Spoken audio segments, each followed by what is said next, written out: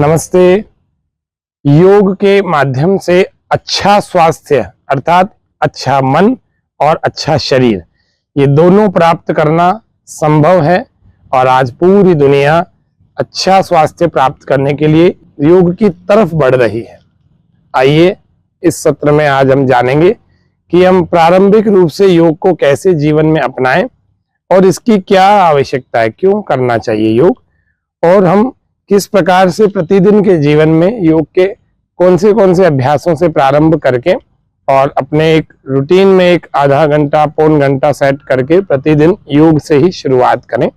हम किस प्रकार का जीवन चाहते हैं या किस प्रकार का जीवन जीते हैं, इन दोनों में बहुत बड़ा अंतर होता है। एक प्रकार का जीवन हम जीते हैं और दूसरे प्रकार का जीवन हम चाहते हैं। इसको अगर हम सरल शब्दों में कहें कि हमारी जीवन शैली और हमारा स्वास्थ्य, हमारी जिस प्रकार की जीवन शैली होगी, सुलझी हुई होगी, व्यवस्थित होगी, उतना अच्छा हमारा स्वास्थ्य होगा।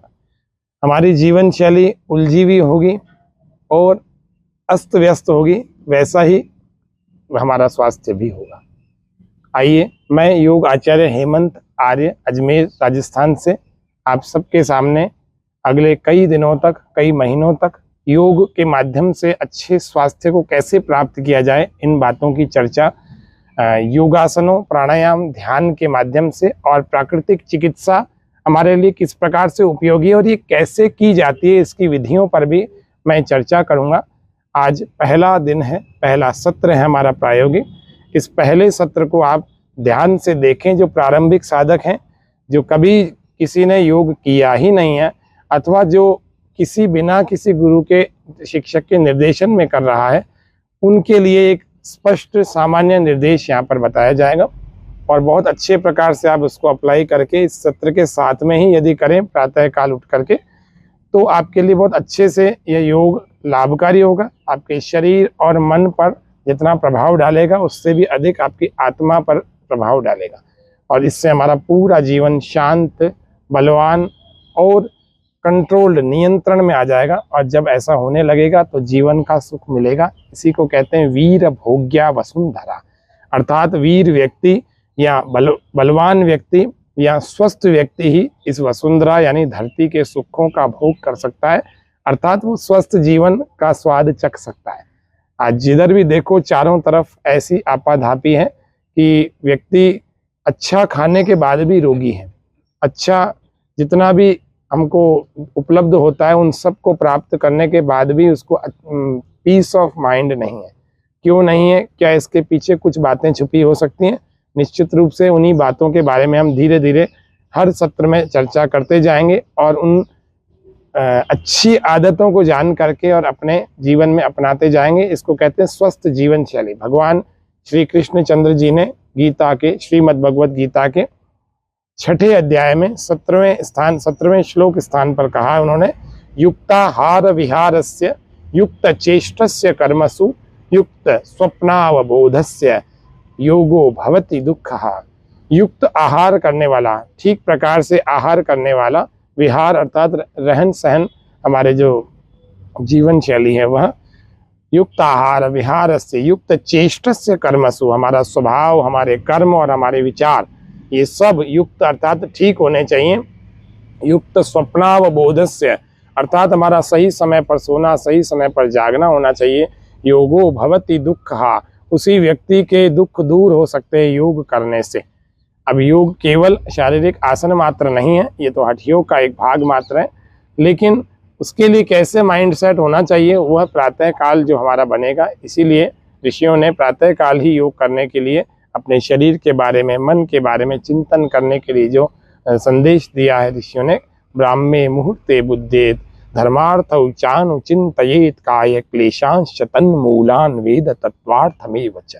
काया के क्लेशों को तन मूल से, उसके मूल अर्थात जड़ से अगर आपको पास हटाने का कोई उत्तम समय यदि है तो ब्राह्मे मुहूर्ते अर्थात ब्रह्म मुहूर्त है। सुबह 7 बजे से पहले, 6 बजे से पहले, जितना पहले आप जाग करके अपने लिए कार्य करेंगे उतना ही आप अपने शरीर और मन को बलवान, निरोगी और स्वस्थ बना करके प्रसन्न चित्त और आनंददायक जीवन को जी सकते हैं। आइए प्रथम दिन प्रथम कार्यक्रम में हम स्वस्थ रहने के लिए योग, स्वस्थ रहने के लिए अर्थात शरीर को और मन को और आत्मा को, तीनों को एक अच्छी अवस्था में लाने के लिए हम किस प्रकार से कौन सी क्रियाओं के माध्यम से योगाभ्यास करेंगे, देखते हैं। तो हम कहाँ से शुरू करें? सूक्ष्म व्यायाम। सूक्ष्म व्यायाम में सर्वप्रथम हम अपने सबसे पहले जोड़, जिसको हम गर्दन का जोड़, नेक बैंड कहते हैं, यहाँ से नेक मूवमेंट हम करेंगे। 3 अभ्यासों को हम देखेंगे।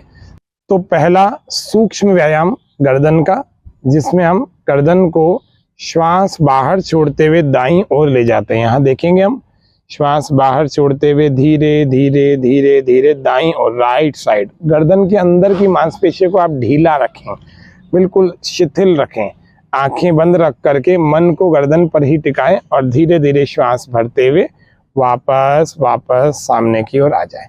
पूरा श्वास फिर बाहर छोड़ते छोड़ते छोड़ते छोड़ते बाईं ओर जाएंगे। लेफ्ट साइड में हम अपने गर्दन को वहीं रोकें। गर्दन के अंदर की नस नाड़ियों को ढीला छोड़ना है और मन को वहीं उसी मूवमेंट वाले पार्ट पर कंसंट्रेट करना है। कुछ सेकंड, 10 सेकंड के लगभग वहाँ रुक करके और श्वास भरते हुए वापस आ जाना है।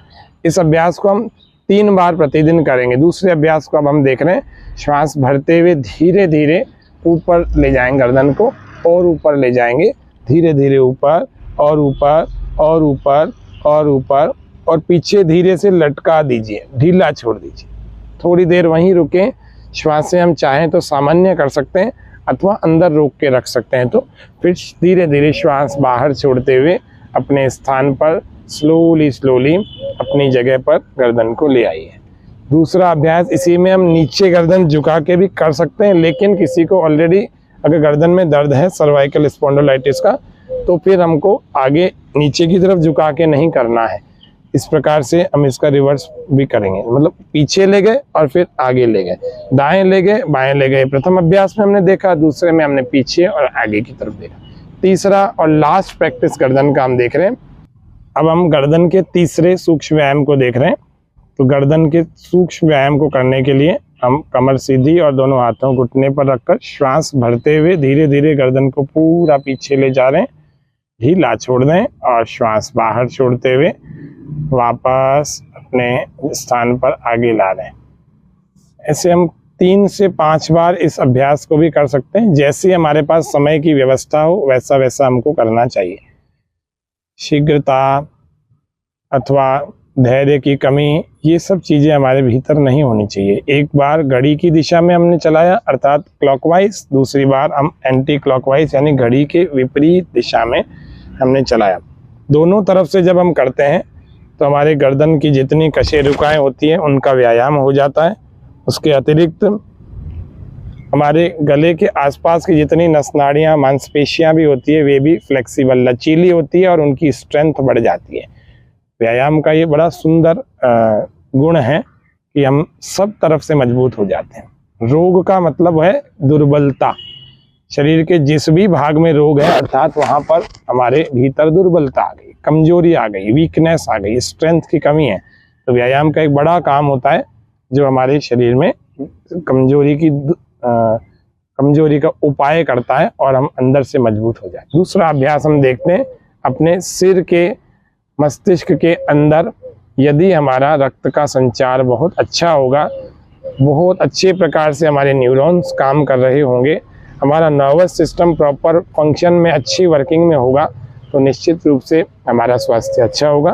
तो हम दोनों हाथों को इस प्रकार से इंटरलॉक बना करके उंगलियों को आपस में फंसा के सिर के पीछे की तरफ हम ले जाएं, थोड़ा सा और ऊपर रखें, श्वास पूरा अंदर भर के और आंखें बंद कर लें और अंदर ही श्वास भरा रहेगा, रुका रहेगा और आपस में इनको सिर की तरफ हाथों को दबाना है, हाथों की तरफ सिर को दबाना है, सिर की तरफ हाथों को दबाना है, हाथों की तरफ सिर को, पूरा ऐसा कंपन करा दीजिए, पूरा ऐसा एक वाइब्रेशन क्रिएट हो जाए और 10 सेकंड बाद श्वास बाहर छोड़ते हुए हाथों को ढीला छोड़ देंगे। इसको भी हम 3 बार प्रतिदिन करेंगे। अब इसके बाद हम दूसरा अभ्यास कर रहे हैं, दाईं और बाईं ओर से एक एक बार यहाँ से भी करें, राइट साइड से श्वास को अंदर पूरा भर के राइट साइड से हम धीरे धीरे दबा रहे हैं मस्तिष्क को, सिर को पूरा, और फिर धीरे धीरे ढीला भी छोड़ दें। इस प्रकार से हम दूसरी ओर से भी ऐसे ही करेंगे। बाईं ओर से भी श्वास पूरा अंदर भरें, आंखें बांध, और मस्तिष्क को पूरा अंदर से हिला दें, अंदर से कंपन करा दें। ये क्रिया प्रत्येक व्यक्ति कर सकता है अपने अपने सामर्थ्य के अनुसार, लेकिन सर्वाइकल स्पॉन्डिलाइटिस वालों को इससे बहुत अधिक लाभ होगा, ये भी समझ लीजिए। जिनको माइग्रेन पेन, सिर का दर्द होता है, इसी को हम आगे से भी कर लेंगे। जिनको माइग्रेन पेन होता है, सिर का दर्द होता है, वो इस प्रकार से आगे से 5-5 बार प्रतिदिन करें, बल्कि चारों तरफ से हमने बताया चारों तरफ से करें, लेकिन आगे से वो अधिक करें, जिससे कि हमारे सिर की जो नस नाड़ियाँ कमज़ोर हैं वे मजबूत हो जाएंगी। बादाम रोगन लेकर के आप लेट करके अपनी नासिका में इस प्रकार से 1-1, 2-2 बूंद डाल के अंदर खींच लें। इससे भी माइग्रेन पेन में बहुत विशेष लाभ होता है। ढीला छोड़ लें, रिलैक्स। इतना यदि हमने अभ्यास, 2 अभ्यास कर लिए, गर्दन का और एक सिर का, ये 2 अभ्यास भी हमारे लिए बहुत अच्छा काम करते हैं। तीसरा हम कंधों का सूक्ष्म व्यायाम कर रहे हैं। कंधों के सूक्ष्म व्यायाम में दोनों हाथों को इस प्रकार से लगा के कोहनियों को मिला के श्वास भरते हुए पूरा विस्तार दें, कोहनियों को पूरा फैला दें, एक तरफ पूरा खींच करके, और फिर वापस श्वास बाहर छोड़ते हुए कोहनियाँ आगे। ऐसे 3 बार हम करें प्रतिदिन। कम से कम 5 से 10 बार तक इसको दोहराया जा सकता है। ये सब अपने योगाभ्यास के सत्र में प्रारंभ काल में ही ये करें, शुरुआत में करें, ताकि शरीर के समस्त जोड़ अवयव जब हमारे खुल जाते हैं तो हमें आसन करने का, प्राणायाम करने का पूरा लाभ मिलता है। और हर अभ्यास में हमको 3 गोल्डन रूल्स, 3 स्वर्णिम नियमों का ध्यान रखना है। ये देखो, मूवमेंट पर प्रॉपर एक मूवमेंट किस तरह से होता है उसको आप ध्यान से देखेंगे और समझेंगे तो निश्चित रूप से कभी गलत क्रिया नहीं होगी, क्योंकि गलत क्रिया करने से भी हानि हो जाती है, नहीं तो लाभ तो बिल्कुल नहीं होता। तो पहला नियम एकाग्रता पूर्वक, दूसरा श्वसन के साथ में श्वास को कहाँ भरना है कहाँ छोड़ना है। तो हम पीछे जा रहे थे तो श्वास भरते हुए जा रहे थे, आगे आ रहे थे तो श्वास बाहर छोड़ते हुए आ रहे थे। दूसरा, मन को उसी अंग विशेष पर टिकाना है। और तीसरा नियम, धीरे धीरे पूरा मूवमेंट करते हुए करना है। ये 3 स्वर्णिम नियम जो व्यक्ति पालन करेगा निश्चित रूप से उसके व्यक्ति के जीवन में बहुत अच्छा योग काम करता है। ये 3 नियमों के बाद में अब हम खड़े हो जाएंगे। अपने स्थान पर खड़े होकर के हम कुछ अभ्यासों को हम देख रहे हैं। सबसे प्रथम अभ्यास, पैरों के सूक्ष्म व्यायाम से ठीक पहले हम पूरे शरीर को खींचकर ताड़ासन की स्थिति में लाएंगे। पैर बिल्कुल मिला के रखेंगे अथवा 2-3 उंगलियों का फासला, धीरे धीरे दोनों हाथों की इंटरलॉक करके हाथों को सामने से ऊपर ले जा सकते हैं अथवा दोनों ओर से, और पूरा शरीर खींचते चले जाएं। और सबसे अंत में अपनी एड़ियों को ऊपर उठाकर खींचें। निरंतर सहजता बनाए रखें चेहरे पर हमारी सहजता बनी रहेगी। और अपने सामर्थ्य के अनुसार पहले दिन रोकना है, फिर धीरे धीरे वापस आ जाए। इसको हम 2 बार तक प्रैक्टिस करेंगे, 2 बार तक करें। अब हम दूसरे अभ्यास को देख रहे हैं कि दूसरे अभ्यास में हमने हाथों को साइड से ऊपर उठाया। पहले हमने फ्रंट से उठाया, अब हमने साइड से ऊपर उठाया। इसी प्रकार से आप दोनों तरह से कर सकते हैं। तीसरा, अब हम चलते हैं अगले अभ्यास को। कटी चक्रासन से पहले हम पैरों के सूक्ष्म व्यायामों को देखेंगे। पैरों के 3 प्रकार के सूक्ष्म व्यायाम होते हैं, जिसमें आज के सत्र में हम एक ही सूक्ष्म व्यायाम को आपको बताएंगे। और उस सूक्ष्म व्यायाम के लिए हम दोनों पैरों में थोड़ा फासला करेंगे, कमर पर हाथ रख लेंगे और एक पैर को थोड़ा सा 20-30 डिग्री ऊपर उठाएंगे और पंजे को पूरे पैर को आगे तक खींचें और पीछे तक ले जाएं। जितना आगे तक खींच सकते हैं। 1 2 1 2, सांस भर के आगे खींचें, श्वास बाहर पीछे ले जाएं। हाँ, थोड़ा पैर नीचे और कर सकते हैं अपन।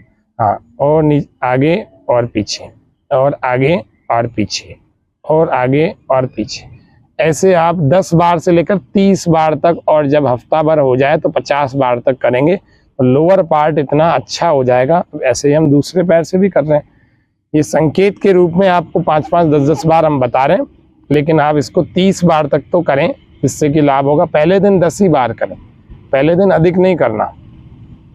ये उन लोगों के लिए भी ये सत्र उपयोगी है जो आज पहली बार हमारे साथ में योग कर रहे हैं, जिन्होंने कभी योग किया ही नहीं है। हठ योग, अष्टांग योग दोनों का समन्वय, प्राकृतिक चिकित्सा का भी समन्वय इस कार्यक्रम में रहेगा। अगला अभ्यास हम देख रहे हैं कटी चक्रासन। पैरों में थोड़ा फासला करके और थोड़ा फासला करके दोनों हाथों को सामने करके और धीरे धीरे श्वास पूरा बाहर,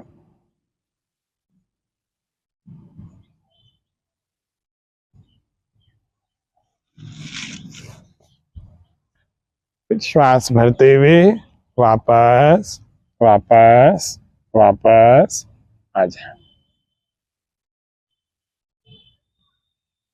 फिर श्वास बाहर दूसरी ओर से हम ले जा रहे हैं।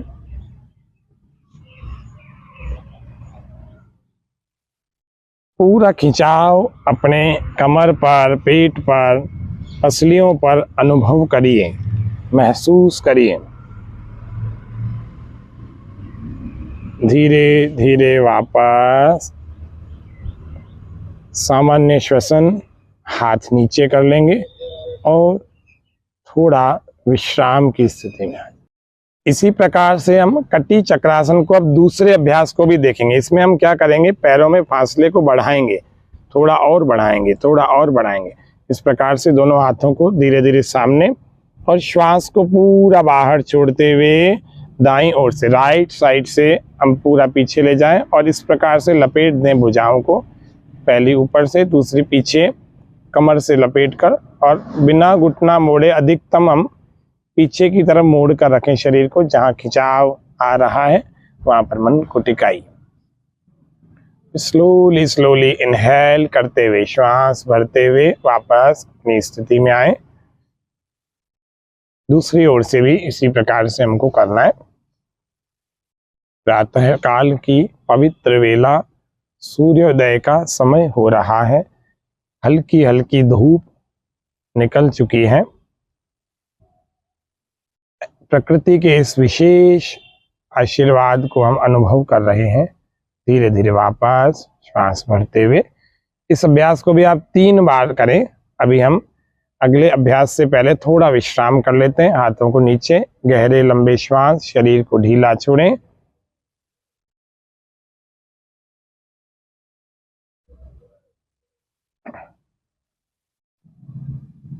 अब हम अगले अभ्यास की तरफ चलते हैं। हमारा जो अगला अभ्यास है वो है वृक्षासन। वृक्षासन में हम दोनों पैरों में से एक पैर पर पहले संतुलन बनाएंगे, दाएं पैर पर। लेफ्ट वाले को हम उठा करके जंघा के मूल पर, थाई के रूट में लगा करके एड़ी को और साइड में घुटने को हम स्थिति बनाएं। पहला अभ्यास हम कमर पर हाथ रखेंगे ताकि हम बैलेंस बना सकें प्रारंभिक साधकों के लिए, परम आवश्यक है संतुलन का। फिर दूसरा अभ्यास हम धीरे धीरे सामने मध्य में लेकर के आएंगे अपने वक्षस्थल के, और फिर धीरे से जब हमारा संतुलन बनने लगे, धीरे से हम इसको ऊपर भी ले जा सकते हैं। जैसे हम ऊपर ले जाएंगे तो इसी प्रकार से हमारे हाथ जुड़े रहेंगे, कानों से हमारी भुजाएं लगी रहेंगी, दोनों हाथ हथेलियां पूरे जुड़े रहेंगे, और नाक की सीध में हम संतुलन बना करके बिल्कुल सहजता से इस संतुलन में थोड़ी देर रुकें। श्वासें हमारी सहज बनी रहेंगी, श्वासों में कोई रुकावट नहीं, कहीं भरनी छोड़नी नहीं है, जैसी स्वाभाविक श्वासें हैं। और जब धीरे धीरे हमारी स्थिति अच्छी बनी रहे, लेकिन उसी अच्छी स्थिति में ही धीरे धीरे हम हाथों को नीचे लाएंगे और फिर धीरे धीरे दोनों हथेलियों को नीचे की तरफ, पैर को हम हटा करके अपने स्थान से नीचे ले जाएं भूमि पर, और इसी अभ्यास को हम दूसरी ओर से करके इसको कंप्लीट करेंगे। अब हम बाएं पैर पर संतुलन बनाएंगे। उसी प्रकार से स्टेप बाय स्टेप, पहला, दूसरा, और फिर इस आसन की अंतिम स्थिति ऊपर वृक्षासन में ले जाएंगे। वक्षस्थल के पास जब हम इसको रखते हैं तब इसको ध्रुव आसन कहते हैं, और जब हम ऊपर ले जाते हैं तो वृक्षासन कहलाता है। दृष्टि नासिका की सीध में बिल्कुल केंद्रित रहेगी, एक बिंदु पर, जैसे त्राटक होता है, बिना पलकों को झपकाए, टकटकी बांध कर यदि हम एक बिंदु को भी बहुत दूर तक देखते हैं, उससे हमारी दृष्टि बढ़ती है, आई साइड हमारी स्ट्रांग होती है यदि हम ऐसा करते हैं तो। यह भी एक योग का ही, हठयोग का ही अभ्यास है, इसको त्राटक कहा जाता है। यदि ये प्रकृति की चीज़ों पर, खुली चीज़ों पर की जाए, हरियाली पर की जाए अथवा पर्वत पर की जाए तो इसका लाभ कई गुना अधिक होता है, कई दिन करनी होती है। धीरे धीरे हम वापस अपनी स्थिति में आ जाएंगे और धीरे से अपने सामान्य स्थिति में सहजता से। अब हम थोड़ा विश्राम, क्योंकि आसन में जब रुकते हैं तो कुछ थकान प्रारंभिक रूप से सभी को ही होती है, तो उसमें थोड़ा सा हम विश्राम की। सूर्य नमस्कार एक सबसे उत्तम अभ्यास योग में माना जाता है। यह एक पारंपरिक अभ्यास है। इस पारंपरिक अभ्यास को यदि हम करते हैं तो हमको सबसे पहले अपने मैट पर एक तरफ आ जाना होता है और ऐसे खड़ा होना होता है कि हमारा मैट 75% पीछे छूट जाए। और एक बार सूर्य नमस्कार को करने के लिए हम इस प्रकार से पूर्व दिशा की तरफ मुख करके खड़े हो जाते हैं और कोशिश करें इसको सूर्योदय के समय में करने की। और यदि नहीं कर पा रहे हैं सूर्योदय के समय तो कभी भी किया जा सकता है। तो पहला अभ्यास हम करेंगे प्रणाम आसन, अर्थात दोनों हाथों को हृदय के पास जोड़कर शरीर तना हुआ, सामने देखता हुआ, कसा हुआ रहेगा। और फिर दूसरे आसन में जाने से पहले हम श्वास पूरा भरते भरते भरते हाथों को ऊपर ले जाएं और यह दूसरा अभ्यास है, इसको हम हस्तोत्तानासन कहते हैं। फिर तीसरे अभ्यास में हम आगे से नीचे आएंगे, पूरा श्वास बाहर, फॉरवर्ड बेंडिंग, दोनों हाथों के हथेलियों को पैरों के पास जमीन पर रख करके घुटने सीधे, माथा घुटनों के पास में। चौथे अभ्यास में हम श्वास भरें, एक पैर को पीछे ले जा करके वहीं रोकें और दूसरा पैर आगे 90 डिग्री की स्थिति में बना रहे दोनों हाथों के बीच में। कमर मोड़कर सामने की ओर देखें, श्वास अंदर, धीरे धीरे ऊपर की ओर देखने का प्रयास जारी रखें। खिंचाव वाले भाग पर मन को टिकाएं। फिर श्वास बाहर, दोनों पैर पीछे, दूसरा पैर भी पीछे ले जाएं। उसी के पास में एड़ियों को हम जमीन पर सटा देंगे। प्रारंभिक रूप से तो ऐसा नहीं हो पाएगा, लेकिन धीरे धीरे हम प्रयास करेंगे तो अपनी एड़ियों को हम जमीन पर सटा करके रोक सकते हैं। और खिंचाव जहाँ पर भी हमारा आ रहा है उसको हम अनुभव करें, जंघाओं पर अथवा पैरों पर, कमर पर। और गर्दन को अंदर की तरफ ले जाकर नाभि की ओर देख रहे हैं। जिनके गर्दन में ऑलरेडी दर्द चल रहा है वे लोग इस गर्दन को अंदर ना ले जाएं, इस बात का विशेष ध्यान रखें। अब हम धीरे धीरे छठे अभ्यास में आ रहे हैं। श्वास को धीरे धीरे सामान्य करते हुए घुटने, छाती और ठोड़ी को हम लगाएं। जमीन से पैरों का लॉक लगा रहेगा और पूरी तरह से अपनी कोहनियाँ अंदर की तरफ दबी रहेंगी। थोड़ी देर वहीं उस पर रुक करके फिर धीरे धीरे पैरों के लॉक को खोल दीजिए, पैर बिल्कुल पास में। श्वास भरते हुए धीरे धीरे भुजंग आसन में हम आएंगे। आगे से धीरे धीरे ऊपर उठाएं। ध्यान रखें नाभि हमारी जमीन को सटी हुई होनी चाहिए और पूरा हमको प्रयास करना है अपनी कमर पर, पीठ पर मन को टिका करके इस अभ्यास को करने का। श्वास बाहर छोड़ते हुए अब हम धीरे धीरे फिर से पर्वतासन में आएंगे। अपनी एड़ियों को फिर से ज़मीन पर सटाएंगे और उस 5वें वाले अभ्यास को फिर से रिपीट हमने किया इसमें 7-8 नंबर में। अब हम 9 नंबर के अभ्यास को कर रहे हैं। दूसरे वाले पैर को हम आगे लाएंगे। पहले हम बाएं वाले को आगे रखते थे, अब हम दाएं वाले को आगे रखेंगे। 90 डिग्री रखेंगे, बहुत ज़्यादा आगे घुटने को हम ना ले जाएं। इस प्रकार से यह सही अभ्यास होगा। श्वास बाहर छोड़ते हुए 10वां अभ्यास हम करेंगे। दोनों पैरों को वापस हाथों के बीच में, हथेलियों के मध्य में, इस प्रकार से पाद हस्तासन जो 3 नंबर पर किया था उसी का रिपीट हमने किया यहाँ पर। श्वास भरते हुए अब हम 11वें अभ्यास में आएंगे। हस्तोत्तानासन जो हमने 2 नंबर में हमने किया था वही यह 11वें नंबर पर वही अभ्यास है। श्वास बाहर छोड़ते हुए वापस प्रणाम आसन, जिसको हम नमस्कार मुद्रा भी कहते हैं, ये प्रणाम आसन। और सामने की तरफ घूम जाएंगे और दोनों हाथों को साइड से इस प्रकार से नीचे ला करके यहाँ सूर्य नमस्कार का विराम देंगे। अब हम बैठ जाएंगे और बैठ करके धीरे धीरे अब हम शव आसन में करवट लेकर के लेट जाएंगे। इतना करने के बाद जब थकान हो जाती है तो उस थकान को हमको दूर करने के लिए हमको इस प्रकार से लेटना चाहिए। और योग के अभ्यास में शव आसन का बड़ा महत्व है। किसी दिन हम केवल शव आसन पर जब आपसे बात करेंगे तब शिथिलीकरण की क्रिया को विश्रामात्मक ढंग से कराएंगे, जो हमारे शरीर मन सबके तनाव को दूर कर देती है। शव आसन में हम शरीर को बिल्कुल ढीला छोड़ देते हैं, 1 से 1.5 फीट का पैरों में अच्छा खासा फासला रखते हैं और हथेलियों को कमर से थोड़ी दूरी पर आकाश की दिशा में रखा जाता है और शरीर बिल्कुल शिथिल ढीला छोड़ करके हम अपने भूमि पर पूर्ण शिथिलता का प्रयास करते हैं। आंखें बंद रहती हैं, लंबे लंबे श्वास हम चाहें तो भर सकते हैं अथवा सामान्य श्वास हमारे चलते रहें। समस्त मांसपेशियों में पूर्ण विश्राम हमको मिल रहा है। श्वास गहराई तक जाकर सारे जितने भी हमारे जो अनहेल्दी सेल्स हैं उनको हेल्दी बना रहा है। शरीर में जितनी थकान हुई है वो सब दूर हो रही है। अब हम प्राणायाम के लिए ऐसे हम 2 से 3 मिनट 5 मिनट तक जितनी देर में हमको आराम मिल जाए, विश्राम मिल जाए, तब तक हम इसमें रुकें और उसके बाद हम प्राणायाम के लिए धीरे धीरे करके बैठ जाएंगे। करवट लेकर के जैसे हम लेटे थे उसी प्रकार से करवट से ही हम उठेंगे।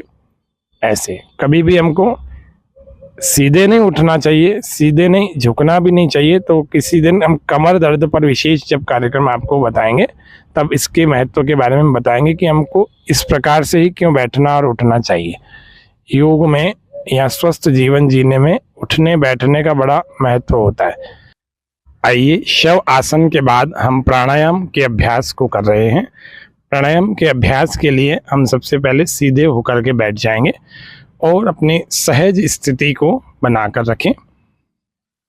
दोनों हाथों को हम एक ध्यान मुद्रा में अथवा भैरव मुद्रा में अपनी गोद में रखेंगे। दाएं हाथ को हम पहले नीचे और बाएं हाथ को धीरे धीरे ऊपर रखकर दोनों अंगूठों को आपस में जोड़ लेंगे और उसके बाद हम प्राणायाम को सहज मन से, शांत मन से प्रयास करिए। यदि हम गार्डन में, उद्यान आदि में, प्राकृतिक किसी स्थान में बैठकर कर सकते हैं तो बहुत अच्छा अभ्यास होगा। श्वास को धीरे धीरे पूरा लंग्स से बाहर निकाल दीजिए। बहुत अच्छे प्रकार से लंग्स को हम खाली कर देंगे। पूरी तरह हम अपने फेफड़ों को खाली कर देंगे और अब हम धीरे धीरे श्वास भरें, बहुत गहरा भरें, बहुत गहरा भरें। बिना रोके हम पूरे श्वास को बाहर छोड़ दें। Slowly slowly inhale, slowly slowly Excel.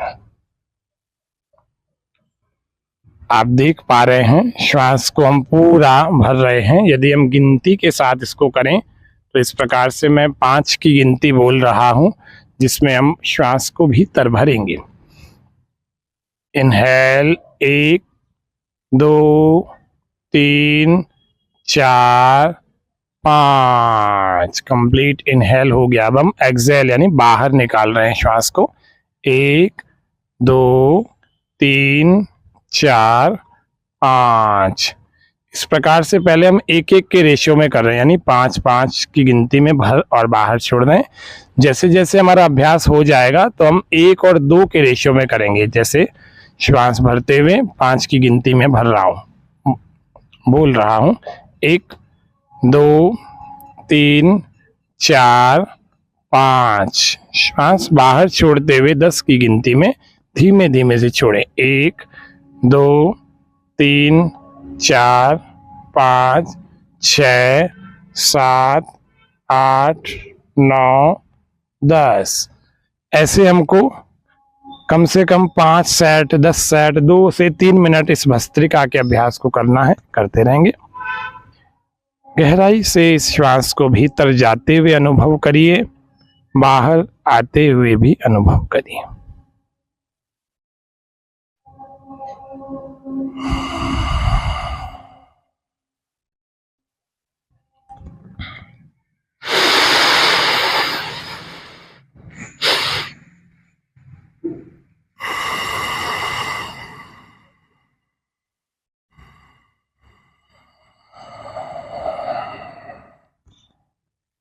जितना गहरा भीतर भर सकते हैं उतना गहरा भीतर भरें, और जितना गहरा बाहर छोड़ सकते हैं उतना गहरा बाहर छोड़ें। इस प्रकार से यदि हम प्रतिदिन प्राणायाम का अभ्यास भस्त्रिका के रूप में ही शुरुआत करें तो बहुत अच्छे से हमारे प्राणायाम की एक भूमिका शरीर स्वीकार करने लगेगा, प्राण को स्वीकार करने लगेगा, और धीरे धीरे हमारी जो अलग अलग तंत्रों में अलग अलग जो सिस्टम्स में समस्याएं आ गई हैं उन पर काम होना शुरू होगा, और मन पर भी बहुत अच्छा प्रभाव पड़ेगा। क्योंकि प्रातः काल उठकर जब हम दीर्घ श्वसन करते हैं तो निश्चित रूप से हमारा स्वास्थ्य शारीरिक और मानसिक रूप से सबल बनता है। अन्य जितने रोग आ गए हैं वे भी धीरे धीरे बाहर छूटते चले जाते हैं। आज हम इतना ही रखते हैं। प्राणायाम जब हम पूरा कर लेते हैं तो फिर हम दोनों हाथों को जोड़कर परमात्मा का धन्यवाद करते हैं, हृदय के पास प्रार्थना मुद्रा करके, और धीरे धीरे ओम शांति शांति शांति सर्वेभ्यो नमः, दोनों हाथों का आपस में घर्षण करके आंखों पर रखें और धीरे से परमात्मा का धन्यवाद करते हुए आंखों को खोलते हुए भूमि पर पहले दृष्टिपात करें और धीरे धीरे हम सामने की ओर देख करके, इस प्रकार से हम रोज के योग के अभ्यास को प्रसन्नता से, रोज के योग के अभ्यास को हम करके अपने जीवन में स्वास्थ्य पा सकते हैं। तो दर्शकों, देखा आपने किस प्रकार से एक प्रारंभिक साधकों के लिए योग का सत्र हम लेकर के आपके सामने आए, कैसे हमको गर्दन के सूक्ष्म व्यायाम से, सिर के सूक्ष्म व्यायाम से, कंधों के सूक्ष्म व्यायाम से, और फिर खड़े होकर, लेट कर, बैठ कर, और इतनी सारी क्रियाओं के माध्यम से प्रारंभ करना चाहिए अपने जीवन में। यदि योग को आप शुरू करना चाहते हैं, ऐड करना चाहते हैं, देखो स्वस्थ तो सबको रहना है। समदोष समाग्निश्च समधातु मलक्रिय प्रसन्नात्मेन्द्रिय मनः स्वस्थ इत्यभिधीयते। जिसके त्रिदोष सम हो, समाग्निश्च जिसकी 13 प्रकार की अग्नियां सम हो, जिसके सप्त धातु सम हो, और जिसके मलक क्रिया शरीर में से विजातीय द्रव्य सही समय पर ठीक प्रकार से निकल जाते हैं। प्रसन्न आत्मेंद्रिय मना, जिसकी आत्मा प्रसन्न और इंद्रियां बलवान हो और मन भी जिसका प्रसन्न हो, ऐसे व्यक्ति को स्वस्थ व्यक्ति कहा जाता है। और वह योग, प्राकृतिक चिकित्सा, आयुर्वेद और अच्छी जीवन शैली के माध्यम से प्राप्त हो सकता है। आयुर्वेद का मतलब केवल दवाई लेना नहीं होता। आयुर्वेद में सदवृत्त और स्वस्थ वृत्त नाम की जीवन शैलियाँ बताइए, वो कैसे हम ऐसा क्या करें प्रतिदिन की दिनचर्या में, सुबह उठने से लेकर के रात्रि सोने तक हर कार्य को करने की ठीक प्रकार की विधि बताई हुई है। कैसे उषयपान का क्या महत्व है, अभ्यंग का क्या महत्व है, शिरोभ्यंग का क्या महत्व है, पादाभ्यंग का क्या महत्व है, नस्य कर्म का क्या महत्व है, कर्णपूरण का क्या महत्व है, कबल ग्रह का क्या महत्व है। ये सब चीज़ें कई सारे लोगों ने तो सुनी भी नहीं होती हैं। यदि हम इन चीज़ों को प्रतिदिन करें और जब जब हमको अवसर मिले सप्ताह में एक दिन संपूर्ण अभ्यंग करें, अर्थात पूरे शरीर की तैल मालिश करें, और फिर कुछ ऐसी क्रियाएँ होती है जिनको हम प्रतिदिन करेंगे तो हम निरोगी ऐसे बने रहेंगे, इम्यूनिटी इतनी बढ़िया बनेगी। कुछ शरीर में एंटी एजिंग पॉइंट होते हैं, उन एंटी एजिंग पॉइंट्स को यदि हम प्रतिदिन 1 मिनट के लिए भी दबा लेते हैं ना, तो एज बढ़ने के साथ वाली जो समस्याएं होती है वो कभी नहीं आती। हमारा चेहरा चमचमाता रहता है, हमारे भीतर लिम्फेटिक सिस्टम इतना बढ़िया हो जाता है और इतनी अच्छी इम्यूनिटी होती है कि हम रोज रोज बीमार नहीं पड़ते हैं। यदि हम ऑलरेडी किसी बीमारी से गुजर रहे हैं तो हम जल्दी ठीक होते हैं, होने लगते हैं, हमारी हीलिंग सिस्टम अच्छा हो जाता है, स्ट्रांग हो जाता है। तो धीरे धीरे करके हम आगे के सत्रों में आपको और भी विशेष बातें बताएंगे कि किस प्रकार से अपनी लाइफ स्टाइल को हम ठीक रख के अपने जीवन को बहुत अच्छा, उन्नत, समृद्ध बना सकते हैं, जहाँ से शरीर भी और मन भी कहाँ भी जाता है कि सारा योगी बने संसार जगत में कोई न हो बीमार, जीवन ये संवर जाएगा, जीवन ये संवर जाएगा। सारा योगी बने संसार, जगत में कोई न हो बीमार, जीवन ये संवर जाएगा, जीवन ये संवर जाएगा। तो इस प्रकार से हम सब स्वस्थ रहें, मस्त रहें। और हम हर बार इस सत्र को जब लेकर आए, आप सभी दर्शकों से मेरा निवेदन है कि हम प्रारंभ कर रहे हैं इस आपके बात आज की के चैनल पर, और आप सब लोग अपनी प्रतिक्रियाएं भी दें। किसी के किसी रोग से संबंधित प्रश्न हैं तो यूट्यूब पर अथवा इन नंबरों पर, चैनल के नंबरों पर आप मेल करके अथवा व्हाट्सएप करके आप पूछें। हम उसी के आधार पर अगले कार्यक्रम भी लाएंगे। आप दर्शकों की जितनी डिमांड, जिस तरह से प्रश्न और क्वेरीज रहेंगी, उसके आधार पर उनका समाधान भी हम अगले कार्यक्रम में करेंगे। और जब बहुत सारे प्रश्न हो जाएंगे तो हम लाइव सेशन करके ऐसा उस लाइव सेशन में आपके प्रश्नों को लाइव ही लेंगे और लाइव ही इसका समाधान करेंगे। मैं योग आचार्य हेमंत आर्य हूँ और मैं भारत सरकार के आयुष मंत्रालय से प्रमाणित योग शिक्षक के रूप में, योग आचार्य के रूप में, योग गुरु के रूप में कार्य कर रहा हूँ। पिछले 15 साल से मैं योग के क्षेत्र में कार्य कर रहा हूँ और मैं आशा करता हूँ आप बात आज की के साथ इस योग के विशेष सत्र में जुड़कर, स्वास्थ्य के विशेष सत्र में जुड़कर हमारे अनुभव का लाभ उठाएंगे। निश्चित रूप से आप सभी स्वस्थ रहें, बलवान रहें, स्वस्थ समृद्ध, स्वस्थ भारत समृद्ध भारत का ये संकल्प आपने भी अपने मन में संजोया होगा। इसलिए यह यात्रा हमारे स्वयं के स्वास्थ्य से जुड़ी रहती है। हम स्वस्थ होंगे तो पूरा संसार स्वस्थ बना सकते हैं, बलवान बना सकते हैं। इतनी ही बातों के साथ जय हिंद, जय भारत, नमस्ते।